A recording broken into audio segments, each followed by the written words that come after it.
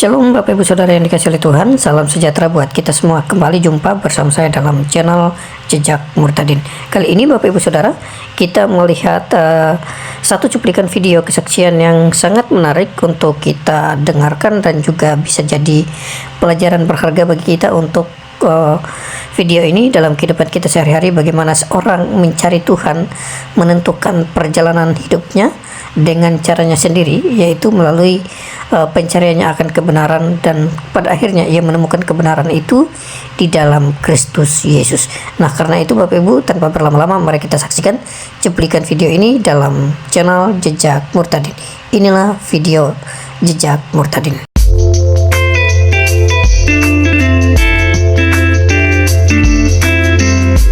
Saya sudah sekitar kurang lebih 5 tahun untuk percaya ke Yesus dan mengalami betul-betul lawatan yang nyata dari sebelumnya kehidupan saya yang Muslim. Jadi mungkin buat teman-teman yang baru di sini atau belum kenal saya, kenalin, nama saya Aya, dan dari kecil saya itu lahir dari keluarga Muslim. Tidak ada satupun dari keluarga saya, bahkan dari oma, opa, semuanya itu nggak ada yang Kristen, nggak ada yang kenal Yesus, dan semuanya ya betul-betul percaya kepada Islam itu karena memang sudah turun-temurun seperti itu, dan akhirnya nurun juga ke salah satunya ke saya. Sampai sekarang keluarga saya juga masih sayangnya masih Muslim seperti itu. Dan untuk sedikit background, dari dulu itu saya itu memang sangat sayang ya sama Allah saya gitu. Saya betul-betul kalau udah bahas soal Allah, bahas soal hati, bahas soal apa ya saya bilang ya, tentang iman gitu, saya tuh selalu tersentuh dan nggak pernahnya saya merasa kalau misalnya saya itu benci dengan Allah saya gitu. Betul-betul ya, seperti itulah kehidupan saya sebelumnya waktu Muslim. Semuanya adalah tentang mengetahui Allah dengan bentuk reference gitu ya, saya sebut ya.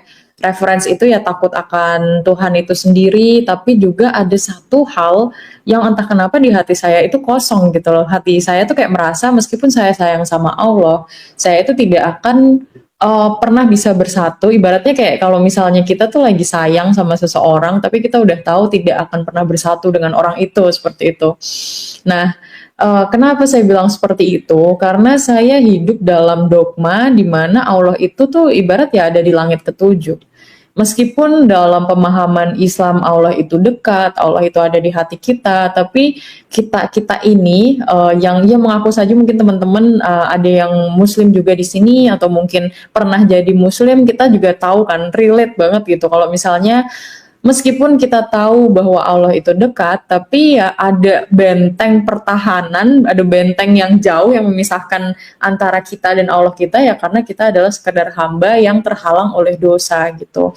Dan rasanya itu kayak melelahkan sekali gitu loh, harus betul-betul buat saya yang pada saat itu di bawah 21 tahun ya, karena sebelum saya karena saya percaya Yesus itu di 21 tahun, itu ya beneran rasanya seperti apa ya, selalu terhakimi oleh dosa sendiri gitu. Tiap kali saya doa, ya Allah aku tuh betul-betul pengen dekat sama Allah gitu, tapi kayak dosa saya tuh tidak akan pernah hilang gitu, seolah bayangan atas neraka yang selalu kita diberikan doktrin itu akan terus mengikuti dan menghantui.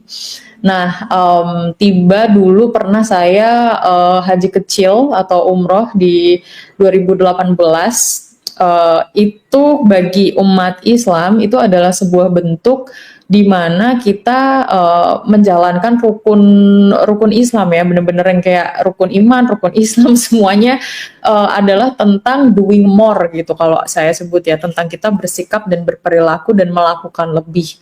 Mungkin kalau saya lebih alim, saya lebih banyak bersedekah, saya lebih banyak mendekatkan diri sama pencipta saya, lebih banyak ibadahnya, lebih banyak pahalanya, semuanya tuh tentang menghitung gitu loh. Makanya jujur saya datang di tanah suci pada saat itu ya motivasinya supaya ini adalah tanah yang dianggap suci, jadi saya akan lebih merasakan kedekatan bersama Tuhan gitu pada saat itu. Tapi jujur Malah di titik situ, di depan saya ingat sekali saya datang karena itu umrohnya bareng-bareng sekeluarga semuanya. Tapi ada momen di mana, aduh saya mau datang sendiri lah. Saya di depan Ka'bah pada saat itu, saya sekedar bengong aja. Ini bagaimana ya, semua orang di sini tuh menyembah satu Allah yang sama gitu. Mereka mereka ingin sekali untuk dekat dengan penciptanya. Mereka itu haus akan Tuhan gitu. Begitu pula saya yang duduk di situ. Saya ingat saya nangis kayak sekedar curhat sebenarnya nangisnya ya Allah. Kenapa ya? Aku tahu ini tuh udah ibaratnya udah naiknya banget sebagai seorang muslim itu ketika kita menginjakkan di tanah suci. Tapi kok saya betul-betul merasa ada something more, ada something bigger, ada something behind yang saya nggak pahami di posisi itu. Itu usia saya masih 18 tahun di situ, tapi bersyukurnya saya itu dari dulunya merasa selalu punya apa ya rasa penasaran gitu untuk sesuatu. Dan di depan Ka'bah itu saya doa, ya Allah, gimana caranya supaya saya betul-betul dekat dengan Engkau tanpa merasa dihakimi dosa-dosa saya gitu. Ada something behind yang saya nggak pahami ini. Tolong kiranya ya suatu saat saya bisa diberikan pemahaman gitu. Dan ya waktu berlalu, segala macam hal berlalu. 2019 saya pindah ke Rusia karena waktu itu saya kuliah. Saya masih muslim pada saat itu tapi sempat terjerumus sama dunia ateisme dan agnostik gitu karena di Rusia memang exposure pergaulannya adalah ya kebanyakan mereka belum percaya adanya Tuhan gitu. Betul-betul yang ada Tuhan tapi lebih kemenuhankan diri sendiri begitulah apa budaya barat gitu. Nah, lalu suatu masa setelah dengan kehidupan saya yang seperti itu berjalan, di 2021 akhir saya itu mulai untuk balik lagi ke Indonesia karena waktu itu masa pandemi.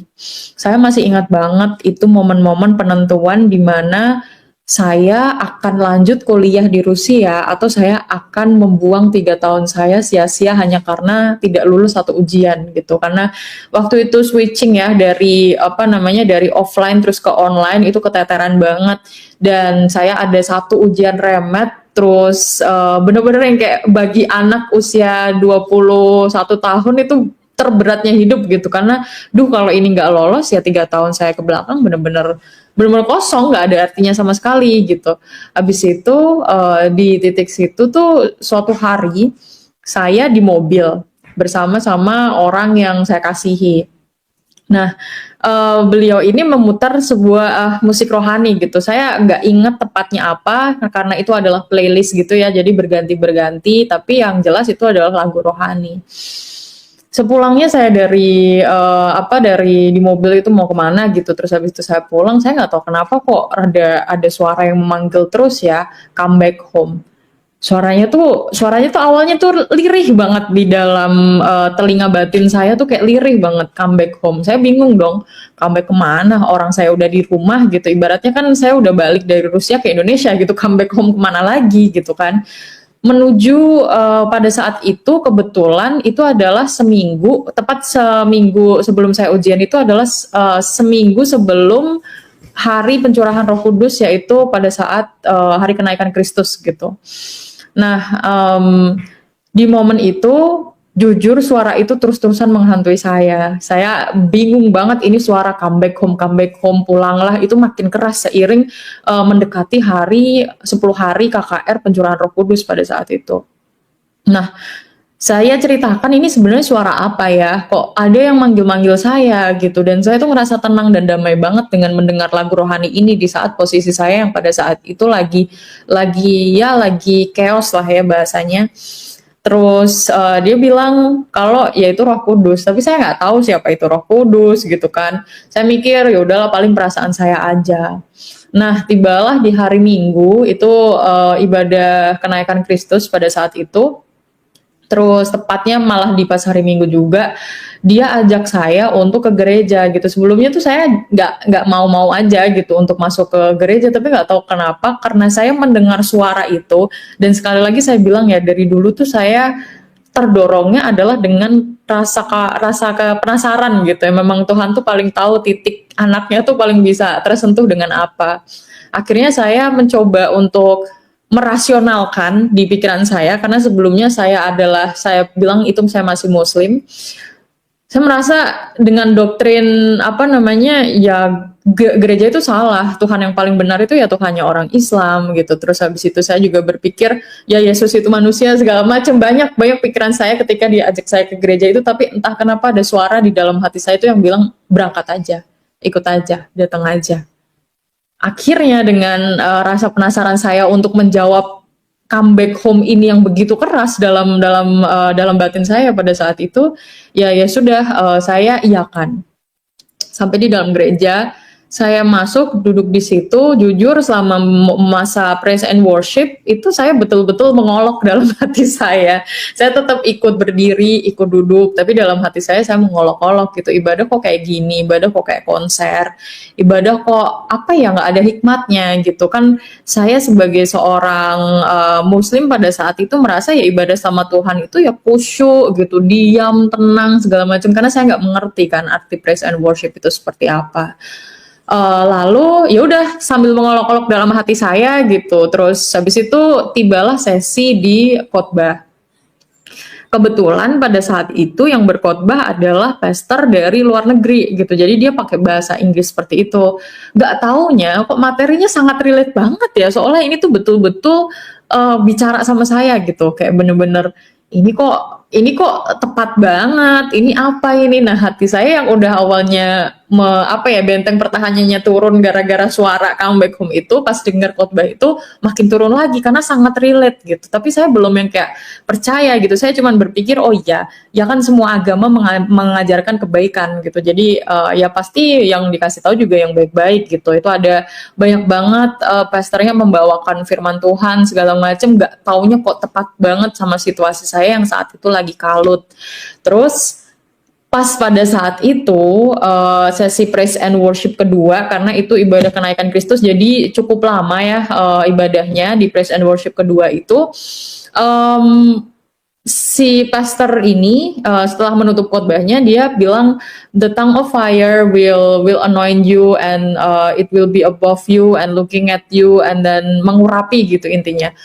Lidah-lidah api itu akan mengurapi kamu dan membuat kamu paham atas segala hal. Nggak tahu kenapa tuh saya kayak, kok si suara comeback home ini tiba-tiba muncul lagi gitu, kayak kok ini apa ya, saya bilang familiar gitu suara ini dalam kepala saya. Akhirnya nggak taunya di detik itu juga saya itu berbahasa roh. Tapi sebelumnya pada saat itu saya nggak ngerti ya apa yang saya lakukan. Betul-betul saya nggak tahu apa yang saya lakukan. Saya nggak ngerti kalau ini adalah bahasa roh. Saya baru tahu setelah saya menjadi Kristen. Tapi yang jelas lidah saya tuh mulai merapal-rapalkan bahasa-bahasa yang saya bahkan nggak tahu sama sekali gitu. Saya merasa saya ini kenapa gitu dalam diri saya tuh, loh kok saya tiba-tiba berbicara bahasa lidah seperti ini gitu. Kenapa lidah saya jadi seperti ini? Jadi waktu itu tuh 90% lidah saya bergerak sendiri, 10%-nya saya sadar. Cuman nggak tahu kenapa saya rasanya damai gitu pada saat itu, bukan yang kayak bingung, bukan yang kayak bukan yang kayak aku kerasukan kali ya gitu. Karena kalau pandangan Islam itu kan ya saya kena setan atau apa gitu, mungkin ini setannya Kristen atau apa seperti itu kan. Tapi pada saat itu yang kayak bener-bener ya ngeflow gitu loh ibaratnya. Tapi di suatu titik juga saya ingat banget itu tubuh saya kan di gereja dengan bahasa lidah itu. Karena mata saya merem pada saat itu, pandangan saya itu tuh saya dibawa visualnya tuh seperti di padang gurun luas sekali. Padang gurun kalau yang di Arab-Arab gitu, di Jazirah Arab tuh yang kayak gitu persis, tapi nggak panas, bener-bener dinginnya juga nggak kering gitu. Saya tuh nggak tahu kenapa bisa sangat-sangat merasakan dan inget apa yang terjadi pada saat itu. Sedingin, nggak yang dingin AC, bener-bener dingin sepoi-sepoi aja gitu lah. Saya bingung kenapa saya dibawa ke sini gitu. Saya tahu tubuh saya di gereja, tapi pemikiran saya dan pandangan saya tuh dibawa ke padang gurun itu. Lalu nggak selang lama ada cahaya yang luar biasa, sangat terang banget sampai saya tuh tersungkur. tersungkur terduduk seperti itu, saking terangnya cahaya itu dari atas saya, jadi kayak tepat banget di kayak matahari kalau kita ngelihat ke atas gitu, tapi agak dekat gitu. Begitu dekat sampai saya benar-benar tersungkur karena nggak bisa lihat cahaya itu. Nah, dari cahaya itu ada suara yang cukup familiar. Itu suara yang selama 7 hari ke belakang selalu bilang pulanglah, pulanglah, pulanglah. Suara itu bilang dengan kata-kata yang berbeda waktu itu. Follow me and I will show you the way. Ikuti aku maka akan kutunjukkan caranya. Saya langsung di situ nangis senangis-nangisnya karena saya bingung antara heran, antara nggak nyangka, antara takut, antara ini apa gitu, kayak betul-betul di posisi itu tuh saya sampai sekarang tuh kalau mengingat hal itu tuh beneran terjadi nggak ya, jujur aja sebagai manusia kayak logikanya nggak nyampe gitu, kok bisa ya terjadi seperti itu. Tapi yang jelas rasanya tuh penuh dengan damai yang kayak seolah angin di padang gurun itu tuh memeluk saya gitu loh. Orang kalau misalnya dengar kesaksian saya seperti ini tuh bahkan sampai sekarang masih bilang saya itu membuat-buat atau segala sesuatu, dan saya tuh orang yang logis banget gitu, makanya saya ambil kuliah kedokteran karena saya sangat suka dengan sains. Itu pertama kalinya untuk kesekian lama saya merasa bahwa ya ada sesuatu di luar kontrol kita. Di posisi itu saya terheran-heran. Setelah suara itu saya merasa betul-betul tersentuh di hati saya. Nggak selang lama dari suara itu muncul, ada kayak billboard di kanan kiri saya tuh, billboardnya itu seperti kayak video gitu, kayak layar.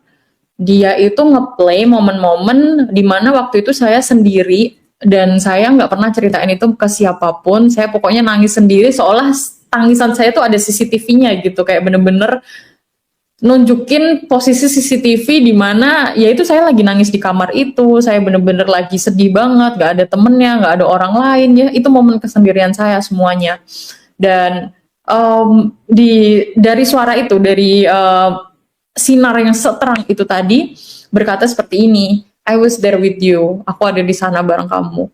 Dan di situ saya bener-bener yang kayak nangis meraung-raung lagi, bener-bener yang langsung bertobat, langsung merasa saya tuh heran gitu, apa ini semuanya, tapi di saat yang sama saya merasa kalau saya harus bertobat di posisi ini. Ini sudah bukan kuasa saya lagi, udah sejauh-jauhnya manusia nggak mungkin dibawa sejauh ini gitu di pikiran saya. Ini udah beneran sesuatu yang kayak saya harus minta ampun, saya harus minta maaf sama momen-momen dimana saya kepahitan sama Tuhan, momen-momen dimana saya saya bilang bener-bener benci sama Tuhan dan merasa Tuhan itu nggak ada segala macem, dan saya harus meminta ampun istilahnya. Setelah momen itu, jujur saya secara kan badan saya masih di gereja dan berbahasa roh ya pada saat itu ya. Saya tuh benar-benar masih merapalkan banyak banget bahasa-bahasa roh dan bahasa lidah yang saya juga nggak ngerti artinya atau nggak ngerti apa yang terjadi pada saat itu, sampai saya terduduk di bangku karena udah nggak kuat berdiri juga. Terus habis itu saya tersadarkan, jadi benar-benar sadarnya itu saya berdiri lagi. Terus begitu praise and worship-nya udah mulai lirih, dada saya tuh kayak terbusung, terangkat gitu, dan seolah ada something yang pergi tapi dia meninggalkan sebuah perasaan yang saya bingung juga sih, itu nggak ada perasaan senyaman itu seumur hidup saya, baru pertama kali saya rasakan di situ. Ada kayak something yang saya bilang ya kayak ada roh pergi keluar dari saya tapi rasanya damai banget gitu loh, ada sesuatu terlepas dalam diri saya. Bangun dari situ jujur saya heran. Saya bingung apa yang baru aja terjadi, saya diliatin orang pada saat itu, saya bener-bener tadi itu apa ya, itu nyata nggak ya, masih yang kayak shock gitu loh. Lalu saya pulang lagi. Pas pulang, karena itu saya datang ke gereja bareng sama teman saya pada saat itu, jadi ya saya tanya ke dia apa yang baru aja terjadi, akhirnya dikonekkan sama pastor. Saya tanya kepada pastor tersebut apa yang baru saja terjadi, dijelaskan tentang Holy Trinity atau Tritunggal, terus habis itu ya pemahaman tentang Allah Bapa, Roh Kudus dan Yesus hubungannya seperti apa dan apa yang baru saja saya rasakan segala macam. jujur memang sangat tepat gitu, tapi saya masih dengan mental block, saya bilang ya kayak nggak percaya gitu loh, kok bisa gitu kan. Dan akhirnya setelah dari situ pastornya sendiri yang juga menyarankan saya lebih baik kamu tanyakan kepada Tuhanmu gitu. Setelah konsultasi itu, jujur yang saya lakukan adalah saya sholat. Saya beneran sholat di situ. Em, saya minta ampun dulu. Saya minta ampun sama Allah karena saya mungkin salah ya untuk masuk ke dalam gereja ini. Saya mungkin udah menyekutukan Allah, udah bener-bener musyrik gitu ya, rasanya kayak bener-bener apa ya, ya sudah ibaratnya sudah tidak percaya sama Allah lagi. Tapi ada sesuatu di hati saya yang merasa kalau Allah yang saya tiap hari saya panjatkan doa itu adalah sosok pribadi yang saya temui via cahaya di visual itu gitu, di visual pandangan saya. Jadi di dalam sujud saya bilang, ya Allah, saya percaya. Saya nggak tahu Tuhan orang Islam yang benar kek, Tuhan agama Kristen yang benar, Tuhan agama ini yang benar, saya nggak peduli. Saya percaya bahwa penciptaku itu yang paling luar biasa, yang mendengar doaku, dan aku tiap hari memanjatkan doa itu ya kepada penciptaku itu. Jikalau memang ada hal yang belum ku ketahui, tolong beri aku tahu. Dan jikalau memang ini jalannya untuk aku mengenal Engkau lebih dalam, tolong kasih bantu aku untuk dipermudah dalam jalan itu.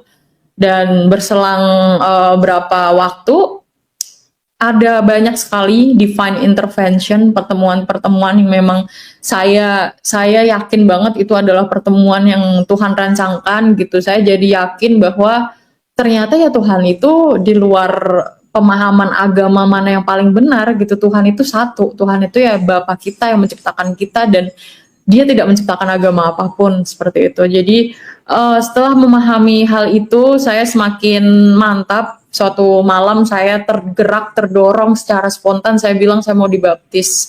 Ada dorongan yang begitu berani pada saat itu, meskipun saya dengan keluarga masih Islam. Seperti itu. Dan ya begitu adalah cara saya mengenal Tuhan. Namun perjalanan ternyata nggak berhenti di situ. Betul yang orang-orang percaya Yesus katakan bahwa ya nanti tetap harus ada proses untuk memikul salib, untuk mengenal Yesus segala macam. Tapi daripada saya berpikir itu sebagai apa ya, saya bilang ya sebagai restriction atau limitasi atau sebuah hal berat, justru saya mengenal karakter Tuhan paling dalam adalah di momen itu.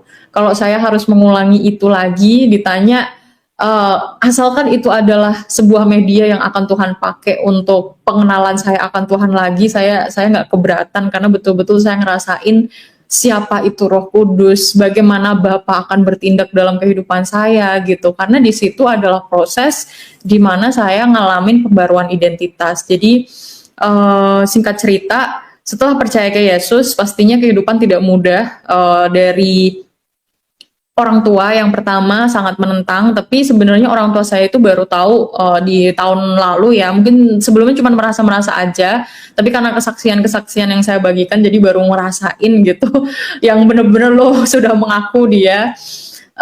Jadi sebelum itu saya betul-betul ibadah tuh ya diam-diam, saya selalu pilih gereja yang ada di mall, karena ya izinnya adalah ke mall, sebenarnya saya ke gereja gitu, betul-betul di gereja. Dan sempat saya mengisolasi diri karena saya merasa apa ya, ya sudah, saya sudah percaya Yesus dan ya ini cukup gitu. Sempat saya juga terjatuh dalam cara hidup yang sebenarnya kembali lagi menjadi budak ya, di saat Tuhan Yesus sudah tebus saya.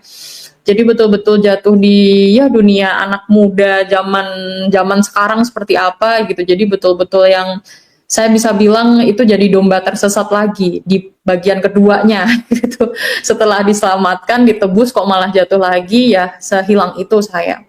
Tapi ternyata Tuhan nggak pernah lelah untuk cari saya, Tuhan nggak pernah lelah untuk panggil saya.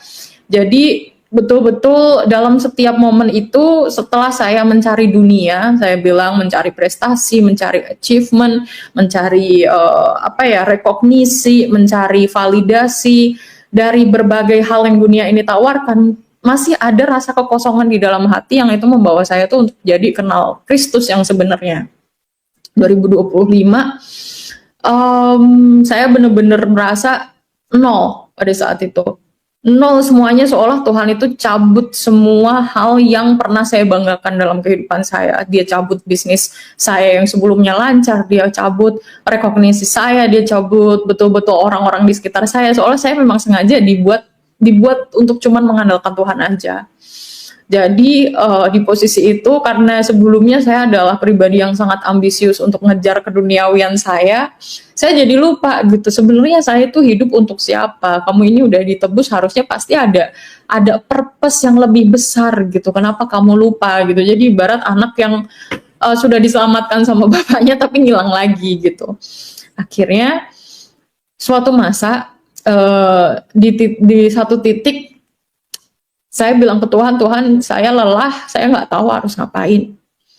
Lalu entah kenapa ada sebuah penunjuk yang itu suatu testimoni lagi yang cukup panjang ya dan detail, tapi intinya Tuhan pertemukan saya dengan orang-orang yang memang membawa saya untuk mengerti dan mengenal Tuhan tuh yang beneran saya hidupi gitu loh, bukan cuma sekedar teori aja. Saya gabung dengan komunitas, saya dibawa untuk kenal-kenal orang-orang yang memang Kristen pengikut Yesus, bukan sekedar agama aja. Jadi yang betul-betul menghidupi iman itu, dan jadi saya punya contoh role model gitu. Seolah segala macam hal yang tadinya kosong itu terisi ketika saya ngerti siapa saya di dalam Kristus, karena saya mengenal betul-betul Yesus itu siapa dari anak-anak Tuhan yang lain. Barulah di situ dengan momen kesendirian saya itu ternyata Tuhan lagi detox segala macam hal yang saya tuhankan sebelumnya. Setelah Tuhan detox itu saya betulan diperbarui gitu. Entah kenapa saya ngalamin yang namanya dibaptis Roh Kudus itu seperti apa, tiba-tiba punya rasa boldness untuk bersaksi, punya rasa yang saya bilang ya, ngerti gitu esensi hidup ini untuk apa, bagaimana identitas kita sebagai seorang anak Tuhan gitu, bagaimana kita harus bersikap, siapa diri kita, apa purpose kita, apa yang kita pegang, semuanya itu benar-benar nyata sekarang gitu. Kalau Yesus itu bukan Tuhan yang ada di Bible aja, bukan Tuhan yang kita baca aja, tapi Tuhan yang hidup. Itu sebuah, jujur kalau saya bilang apa sih mukjizat yang dilakukan Tuhan dalam hidup saya, itu ya hidup saya. Hidup saya merupakan semuanya adalah mukjizat dari yang betul-betul berakar dari ibaratnya rantai saya bilang ya rantai roh yang sepenuhnya bukan dari Tuhan, sampai sekarang hidup di dalam kasih karunia Tuhan yang betulan dihidupi, bukan sekedar teori, dan bisa untuk saya bilang dengan kuasa Tuhan saya sangat punya keberanian gitu untuk meraih jiwa-jiwa lain yang memang masih berada dalam zona itu, dalam identitas yang salah itu menurut saya adalah mukjizat yang sampai sekarang saya rasakan. Sekian testimoni dan kesaksian dari saya, teman-teman semuanya, kiranya. Ya, puji nama Tuhan. Bapak Ibu Saudara, kita baru saja menyaksikan cuplikan video kesaksian Mbak Aya, bagaimana ia menyampaikan perjalanan hidupnya hingga ia menerima Yesus sebagai Tuhan dan Juru Selamat. Nah, tentunya Bapak Ibu Saudara, ini bukan satu hal yang gampang dan mudah, tetapi ini butuh waktu ya untuk belajar sungguh-sungguh mengenal lebih dalam lagi siapa itu Kristus.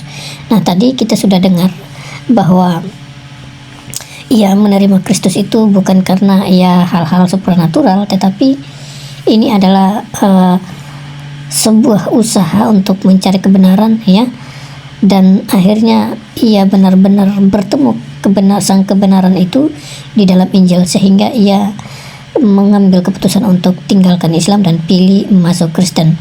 Dan tentunya penolakan itu pasti ada, tetapi kita percaya bahwa kasih Tuhan itu tak pernah membiarkan orang-orang yang sungguh-sungguh senantiasa mencari Dia ya. Oke, itu saja dari saya Bapak Ibu Saudara, kiranya Tuhan Yesus memberkati kita semua. Salam damai sejahtera, shalom.